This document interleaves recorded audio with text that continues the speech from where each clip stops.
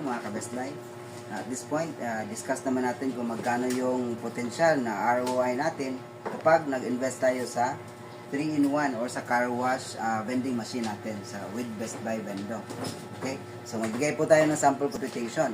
Halimbawa po, sa isang araw, naka-10 customer tayo nito. So first po, naghulog yung customer ng 5 piso sa car wash. Tapos naghulog siya ng 5 piso sa foaming or pangsabon. Tapos naghulog siya ng 5 piso ulit sa pangbanlaw. Okay? So assume natin hindi siya gumamit ng blower. Okay? So basic yun. So sa isang tao po, yung kita po natin, minimum po yun is 15 pesos. Okay? So assume natin sa 15 pesos bawat tao, average po, let's say sa isang araw, 3 tao. So yung kita po natin sa isang araw is 150 pesos. Alright? So yung 150 pesos, multiply po natin ng 30 days para sa isang buwan.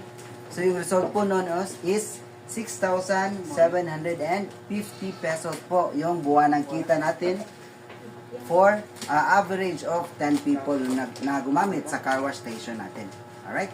So worth it po ba yun? So kayo na po bahalang mag-decide.